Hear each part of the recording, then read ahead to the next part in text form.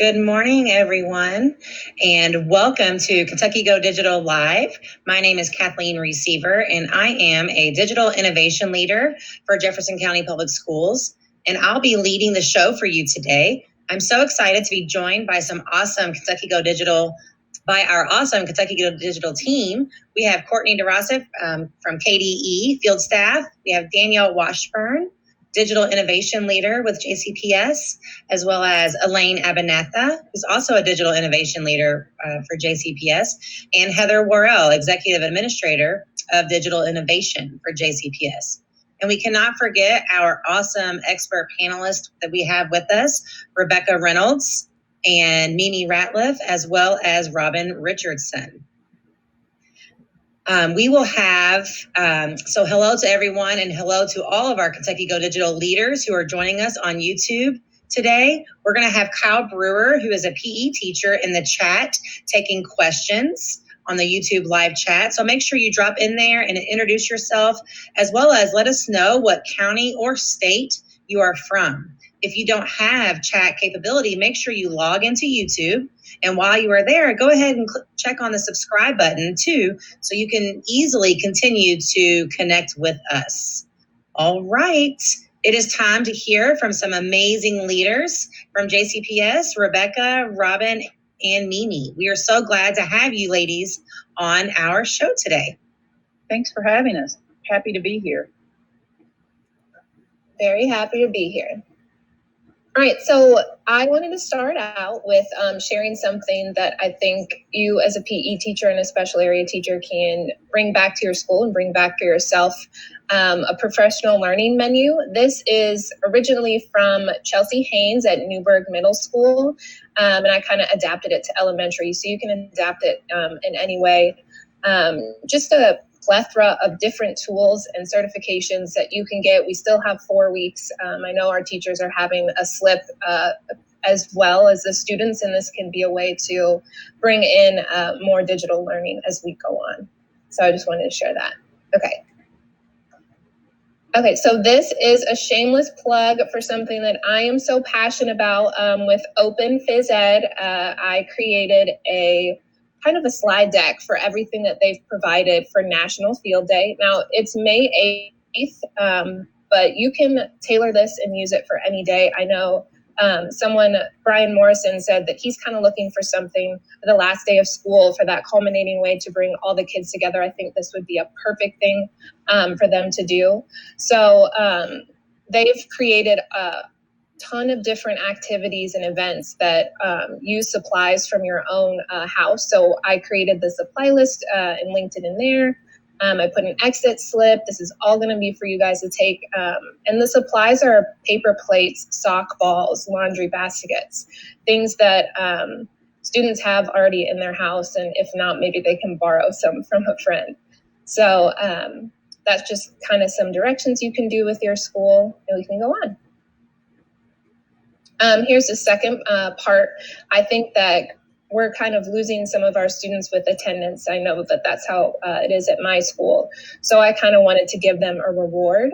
So we said that the class with the most participation is going to get a full week off of special area assignments.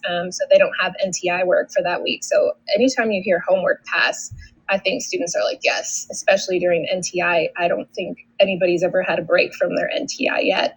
So I think that's going to really increase participation with field day at my school. The other really great thing that Open Phys Ed has provided is the scorecard in English and Spanish. So my school is very highly populated with ESL learners, and having a Spanish scorecard is really awesome. So there's the links for both of those for you guys to use as well.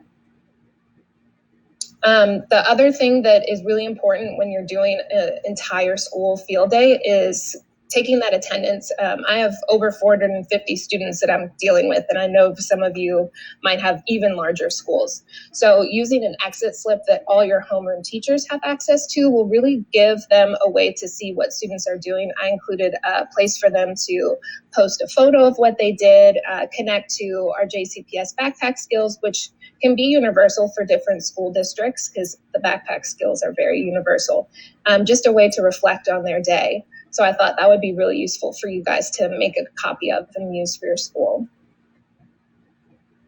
And then I made a kind of a menu board of all the events. And then when they click on each of these links, it'll take them to that slide. There's going to be written instructions and then video instructions. They're still releasing some of the videos. So check back to the link that I included in here. And as they release those, I'll update the slide deck for you guys so that there are videos and written directions for all of the events. And then there's a link for you guys to get the whole slide deck. I only chose a couple of the different elements for you guys to share. Okay, so this is what my special area team is doing. I know when you teach PE, you're kind of in an island of the arts. So what we did is we have a live session every day. I think it's really important for social emotional learning, for students to see your face, and for youth to see their faces. So every day of the week at 11 o'clock, we all will go live, and it's really important to support each other. So PE will help with art. And I'll go into those sessions in case there's some students misbehaving or if you have technical difficulties. So supporting each other is super important. And then I put a link and it'll go to the next slide. I'll show you what, when you click on that, it's going to have just a little breakdown of sessions. I haven't planned out all my sessions yet, but I started with just Q&A and kind of saying hi. And then I brought in a friend that does yoga because I know some of our friends have really great jobs that they're stuck at home and not being able to share out. So that was really cool to bring a guest for my students and just doing different sessions so they can pick and choose what they want to do. So into my choice boards that I created, I broke it down K1, 2, 3, and then 4, 5, just to make it a little bit easier on myself. I think the biggest thing that when I talked to Mimi when she saw these was having that embedded video so that they're not clicking on a link. It's really important for younger kids to not have too many clicks. I think that they'll get worn out and confused for what they're trying to figure out. The other important thing with videos is always watch your videos. I've had videos that I've posted in the past where something weird will happen. So it's really important. I've watched all of these for you guys, so feel free to use them. And I also made sure that equity-wise, none of the videos had equipment that they wouldn't have at their house. They're not telling them to go get some sort of special basketball. They're using those sock balls and different things like that, or no equipment at all. So that's really important. And I broke it off into the healthy minds and the healthy bodies. You can definitely put different aspects in there for different grades. Those are just some of my ideas. And nutrition is super important while we're at home. So I did a lot from myplate.org. So that was really cool. And then the last thing is I gave you guys just a blank board for you to create. And I'd love to see what you guys make if you do and share on Twitter. Rebecca, these are wonderful resources. And I also want to point out, too, that you've made them obviously for PE and health, but teachers can take these and adapt them to whether they are an art teacher or a librarian or even a class, regular classroom. They can take your templates and make it their own. So these are great. Great job. I love the tip about the video. I love the tip about the video because you are so right. I have a little at home, and just having that video right there as opposed to having to go through or another step. It's just a little thing like that means so much. So thank you for sharing that, and thank you for doing that for the students.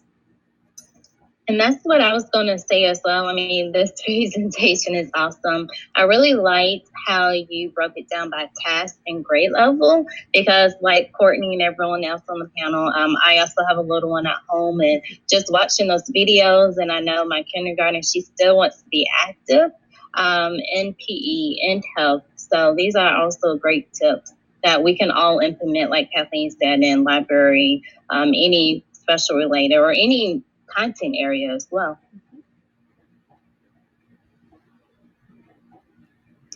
Okay, so I am up. So I wanted to kind of talk about how NTI instruction started for me. In the beginning, after knowing that we were going to be doing this, I was kind of like, where to go? So I went to Twitter, and of course there were a plethora of resources and almost overwhelming. And so I went through and kind of scattered through a bunch of things, and then found this one particular calendar of fitness, and you can see where I got it from up there. And then I called my PLC group. I have like a kind of personal PLC that's kind of talked me through weekly. We kind of talk and meet weekly. I came from elementary to middle school, and I was kind of have my middle school support group, I call it. And so LaDonda Porter, who teaches in Fayette County, and I kind of always sit down and kind of go over things. And so she and I took this one because we found it and thought it was good, and wanted to tweak it. So if you go to the next slide, we thought we could find something that would kind of work for our kids. And so we modified that calendar to come up with this. So it became a calendar where we were putting in things for our kids to do each day of the week, and then we gave them themes. And so her themes look a little different than mine, but my themes were, this one doesn't show it, but mine's like a minute challenge Monday. Tuesday is our teacher talk Tuesday, so that's when I really want them to come and on that Tuesday and come to live meets with me so that we can talk about whatever, like how are they feeling, and just kind of debrief. Teacher Talk Tuesday, not necessarily doing anything content related, but just trying to catch up with them and check in with them and check on their needs. And then their Wednesday was a workout Wednesday. And then Thursday, we do a tranquil or mindful Thursday. And so I use the videos, and the kids were supposed to just click on the Bitmojis of me, and then it'll take them to the video that they needed to do. And then Freestyle Friday for me was just like them doing like a little dance video. A lot of our kids at our school like to do dance, and so it was something fun and kind of for them to have a good time. Robin, Mm-hmm, I sure. want to say both you and Rebecca, I love how kid-friendly your design is. I just think about my own girls, and you guys are using Bitmojis and all these things, and just the design of what you've created is just, it's exciting and engaging. And I also wanted to point out, would you tell everyone your role that you have for the state? And because you're kind of a big deal, and I just want to make sure we point that out. I am the president of KFORD or KY Shape for 2020. So I don't know if it's a big deal, but I am that. So we also have some resources at the end I can share with everybody too as well. So, but thank you for that. I try to use the Bitmojis just to kind of engage the kids. I use them in my classroom when I'm in the building, so they're used to them. And so when we use those Bitmojis, they weren't surprised to see them. I feel like they would have been more surprised not to see them than to see them. So that sort of worked. The calendars sort of kind of worked, but as we were going through this, you had to learn to be flexible and fluid with it. And the thing that kind of bothered me is like they couldn't figure stuff out. Like, how do I do this? Where do I do that? And I was like, the emails were just blowing up. And then luckily I had watched one of our JCPS digital learning things where I could learn how to put all of my Google Classroom emails in one folder. Thank you, Sade, and that whole crew who showed how to do that. But I was getting lots of emails, they couldn't find things. So back to the PLC, and LaDonda was kind of finding the same thing, that like, this is crazy, they can't figure out how to do. So then we modified the calendar once again, and we added in, what activity was, what are you supposed to do?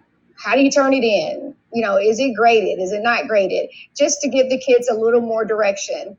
And we were doing this now, and this is the second week we've been doing this.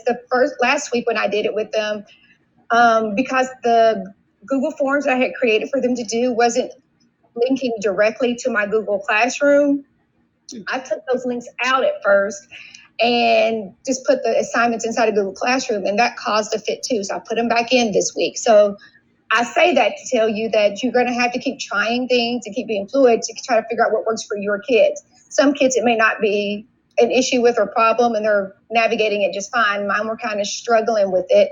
So putting it all in one place like I did this week seems to be working. Knock on wood, it's only Wednesday, but it seems to be working, to where they can just go to that, click it, and then find everything there. And then what I'm going to do as far as accountability piece of it is, in your Google Forms, you can create that spreadsheet. So you can then see who has done and completed, and then the answers for the questions that they have inside of their Google form. So it seems to be working. It's friendlier, I think, for them. I also learned too, just FYI, that if it doesn't say click here, the kids can't find the video to click here. I was using words and had it hyperlinked, but it didn't say click here, so they didn't know to click here. And so it's just little stuff like that you have to tweak so that they can be successful, and it takes out some of the issues they were having about accessing videos and things of that nature. So some of it was videos of me, some of it was videos I found on YouTube. So at some point when I had done the original calendar, Mimi had kind of referred to it as a choice board. And I thought, well, Mimi, I didn't give them any choices. It was a calendar, and I didn't feel like it was a calendar. So there was a need or request to create a digital choice board. So that's what I did. My goal when doing this was really just to make it truly digital with choices. So I wanted to provide my kids with choices and make it truly digital so that everything was kind of inside of it, of this choice board. And then I also wanted to consider all these NTI challenges that we would have. So what about the students that we have that are only children? They don't have any siblings. They don't have anybody that would do activities with them. So I needed to figure out some games that could be played solo.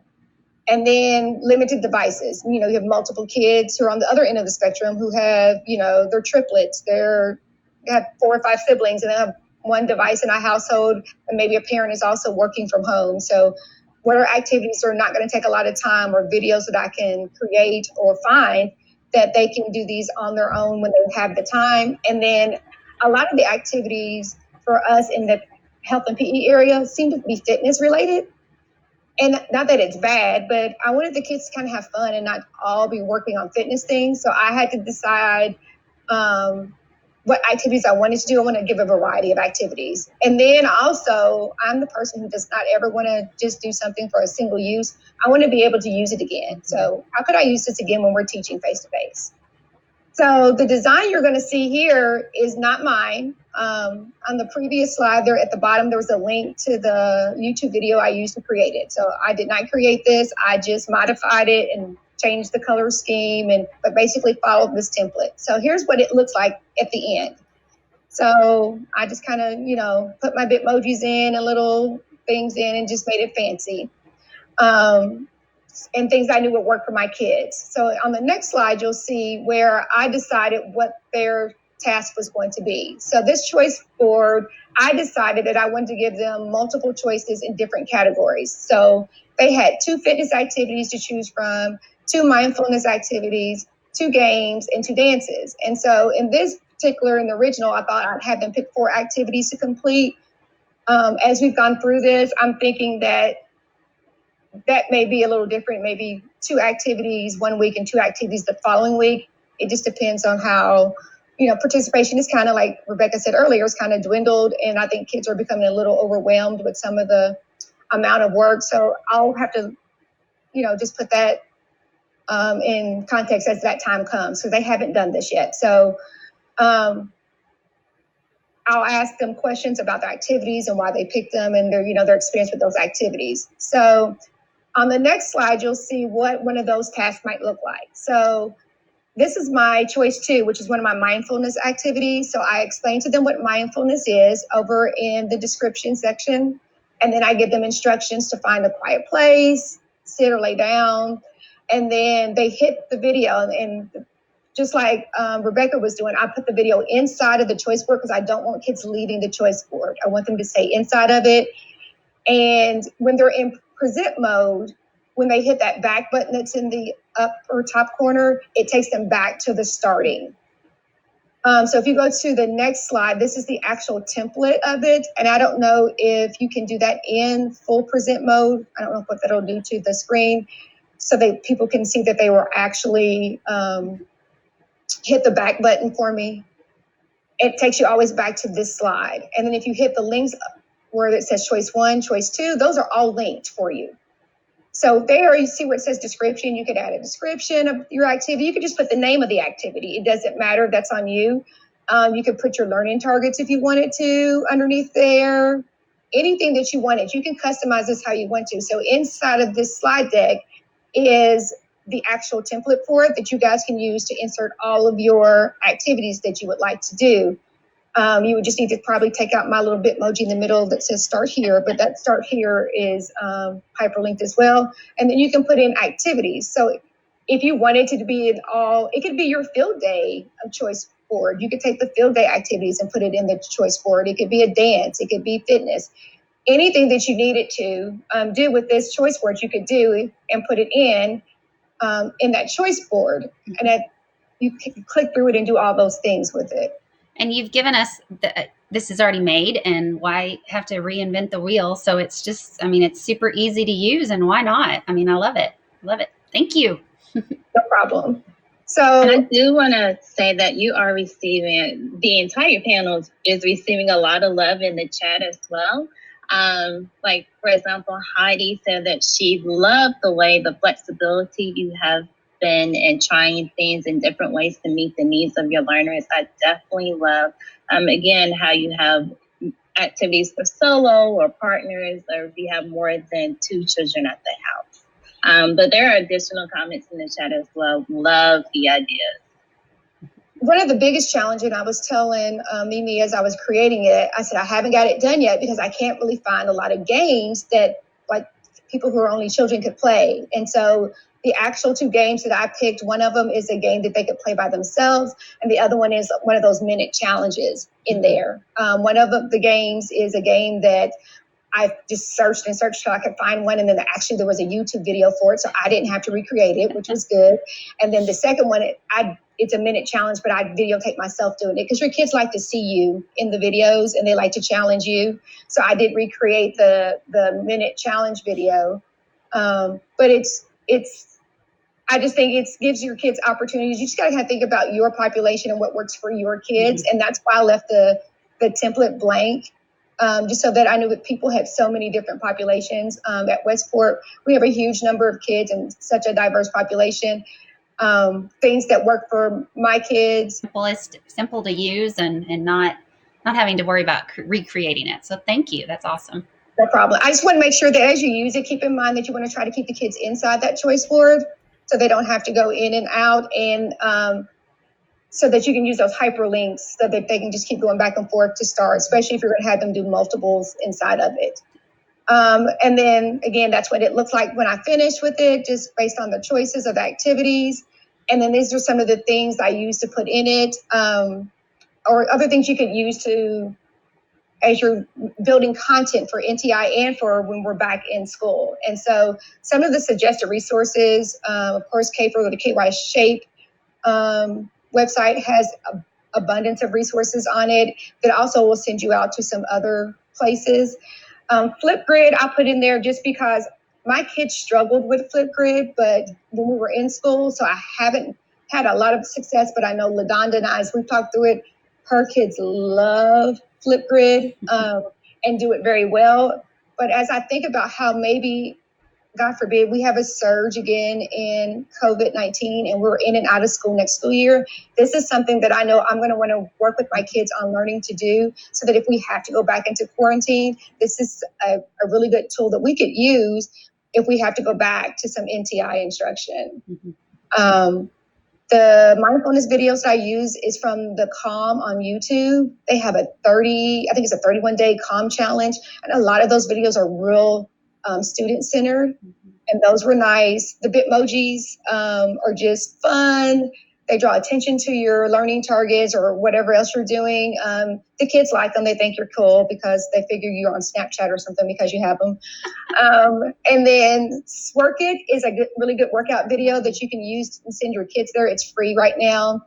And it's always free for the first 30 days. But as educators, they have an educator youth initiative that kids can sign up for and get it for free and get more extensive workouts, but they get to pick their own music and Swork It. And it's really cool. And they're on time. That link it's linked to it. So if you guys want more information, just click on that link to Swerk It. It'll do that. Yeah, that's the link to it. It's linked to it. So the kids sign in, and then they can do it on their phone. They can do it on the computer. I use it in class all the time. It's one of the workouts that my kids really like to do. They get to pick their own music. It's really nice. Or if they have music, like if they have a Spotify channel or something they want to listen to, they can listen to that while they do their workout. It's pretty cool. And then, of course, Twitter, it can be overwhelming, but kind of go through it and find things that work for you. And I found a lot of the stuff that I like to use, a lot of the challenges and things that I want to use and recreate or modify for my kids came from Twitter. And just kind of running it by people and going, okay, I can do this. I can tweak it like this to do it for, because, maybe the space that I have in my house or in my yard would work better if I did it this way. So sometimes it just sparks ideas and you go, oh, that's a really cool idea. Maybe I could do this with that. Next slide for me, please. So then the last thing I kind of wanted to talk about is how can we use some of these things that we're creating now when we were back in the building? Because I don't believe in you just create it for one scenario. You want to be able to use these things. And so again, the digital choice board can be used to differentiate in some instruction. And the example I like to give is a lot of times in middle school and high school, especially, we'll teach sports that kids have a variety of skill levels. Some kids have no experience doing paddle sports, and other kids have lots of experience, or vice versa, or like with basketball. One of the wide range skills that we like to teach. And so you have kids who are on the basketball team, and you have kids who don't play basketball at all. And so you could take that digital choice board, fill it with activities of basketball with different skill levels, and let kids work on their own skill level. And then so the kids who need a little more help, you could be working with them one-on-one, and the kids who can go behind their back and between their legs can be working on their level by using that digital choice board, pull out those iPads and let them work through it, and they could all be working. And so you don't have to worry about some behavior problems and people being bored. Everybody's engaged and on task. Go back for me one more second. That'll work. The digital whiteboard right here is something I used when I was being digital in the building right here. So you're fine. You can go ahead and go. The digital whiteboard right here. Yes, ma'am. Thank you. Is just kind of what I use to let my kids know what we're doing in class today. So this came from Kevin Tiller and then adapted by LaDonda Porter. And of course, she's a sharer. So she shared with me, and I kind of tweaked it so it works for me. My kids, when they came in, they were kind of just excited and wowed. And so we always did a mindful minute before we started to calm down so we could get focused. I'm just a firm believer that how you start class is how the rest of your class is going to be. So we always calmed down and got focused first. We do an intro activity, a fitness activity, and then one of our lessons. So most kids come in and say, what are we doing today? What are we doing today? And it would drive me crazy. And so I don't have to answer that question 15 times.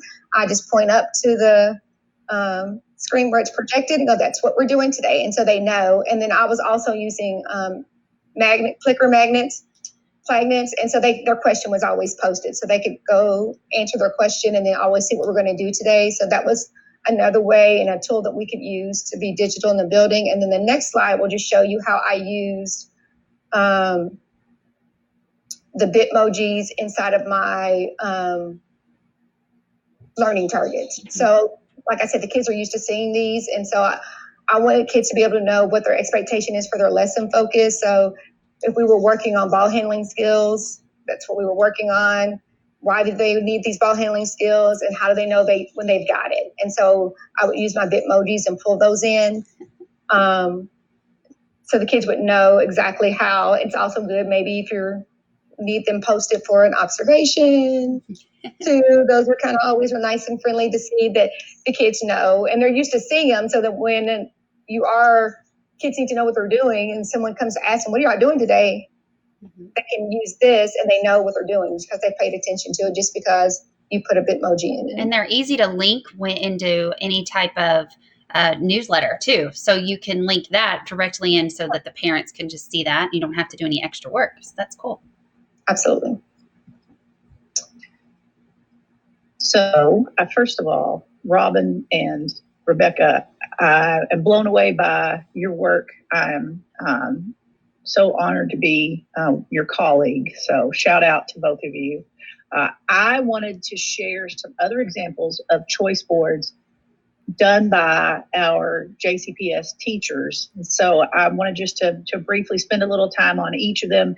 I know that some folks are not as techie as Robin and Rebecca, so we have varying levels of these examples. The first one is a basic choice board by D. Alden Watson, and he is at Schaffner Elementary. I almost drew a blank for a moment. His does not have an exit slip.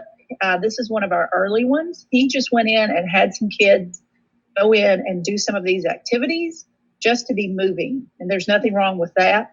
And it's a simple example of how to bring in. He's got his links there.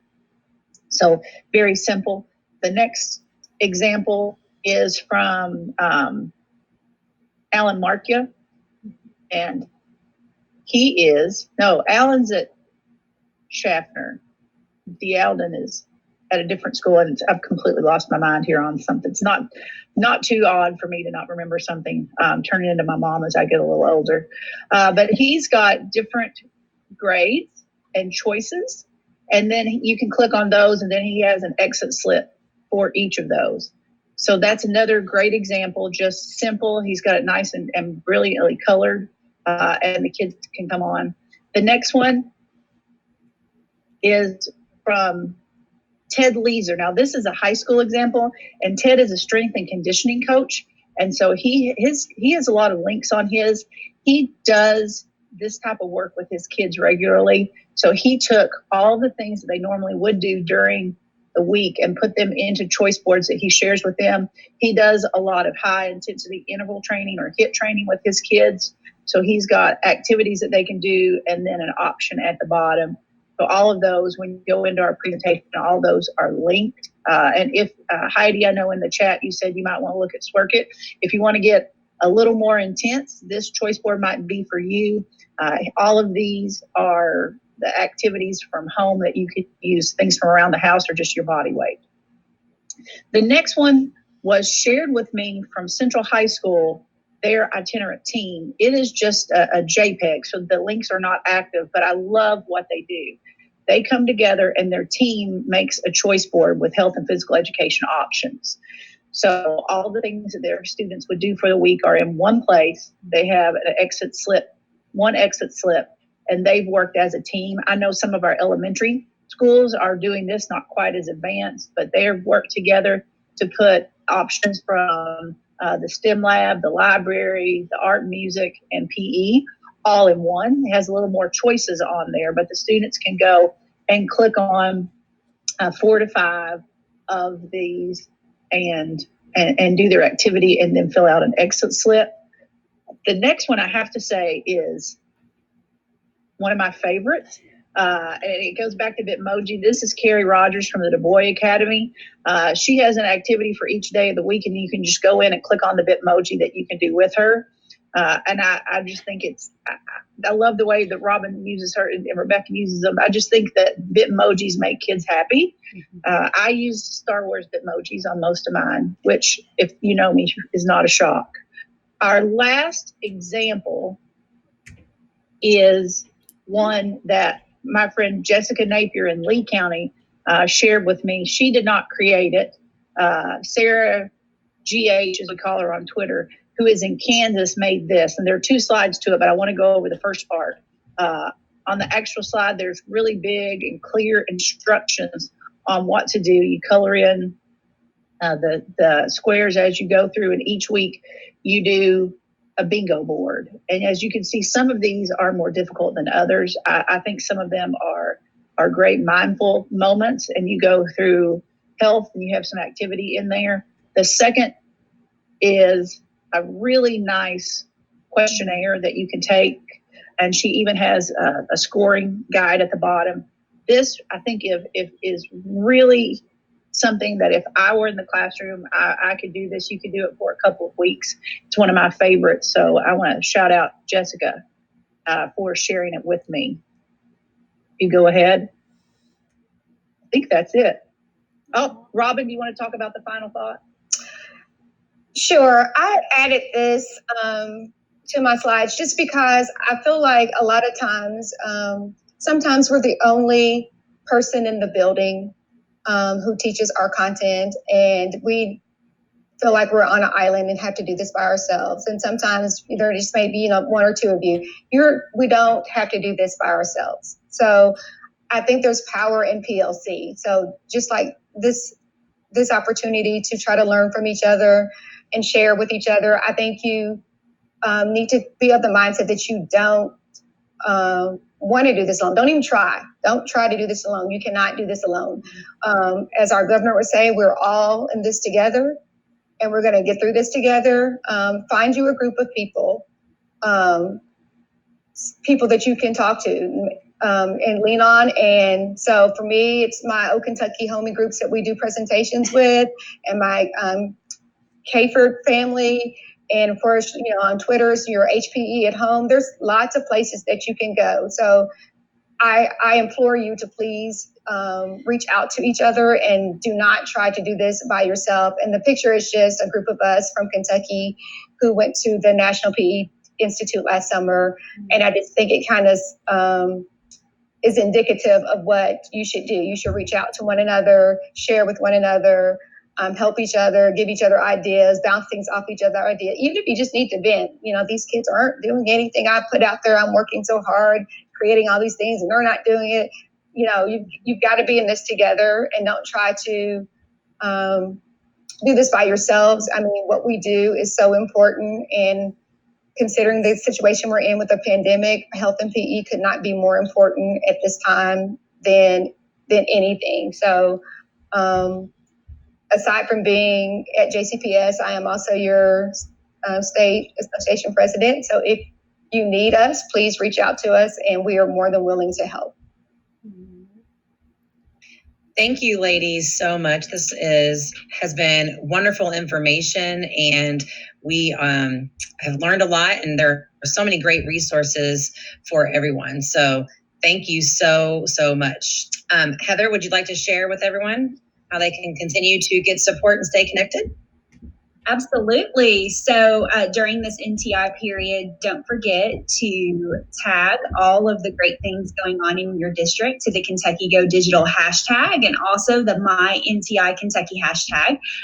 That's been a really great resource for all of us across the state to get good ideas from each other and shatter the silos from district to district. So don't forget those hashtags.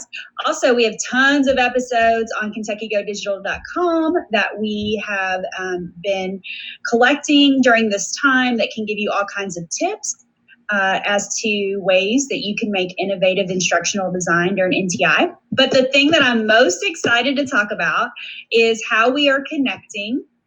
The mission of Kentucky Go Digital is create, connect, and share. Those are our core mission words. And so we had, a really unique challenge this summer. How are we going to continue connecting during the summer with our regional events? Well, obviously, we're going to have to make those virtual this summer. So we're going to launch a huge 2-day virtual event. And I don't know, can somebody show our logo that we're super excited about? Yep, it's up there. Okay, good. So our kind of theme for this summer is 2 days. Wait, hold on a second. One stage together. So one stage together, and it's a 2-day event. I guess I'm really excited about the 2-day event thing. And it'll feature 4 regions of Kentucky Go Digital leaders taking the stage to share innovative ideas for instructional design, leveraging digital tools. So we're super excited about this opportunity. This summer, Courtney, I think you just said we have almost 300 people registered so far, which is really exciting. Yep. We're almost at 300. So if you see the bit.ly at the bottom of that link, make sure you share that out with your district leaders. Make sure you share it with your teachers and get that bit.ly out so you can register and begin getting the updates for the event. And it's free. Remember, it's always free. So Right. A way to get your PD in there if you can, and definitely join together with us. It's one of my favorite events of the year. I love all the Kentucky Go Digital events. Yep, and I put the link in the chat as well, so you can click on that link and go ahead and get registered. So, and if you want to go ahead and plan for next month and be looking for what hopefully we will be rolling out within next week, we will be working on. We're putting together. This is good. We know the frog. This is part of working. It's okay. It's okay. We're very excited about a frog. But the May showcase will be coming out. The series will be digital citizenship. And right now on my NTI Kentucky, everything has been virtual. So we want to not lose the focus that everything at the core of that is how are we good people virtually? How are we good people online? And to keep that at the core, and how do we teach our kids? So it's so exciting. I know there's a lot of information out there, but we'll be getting that series out as soon as we can with the dates, so you can mark your calendar for digital citizenship shows in May.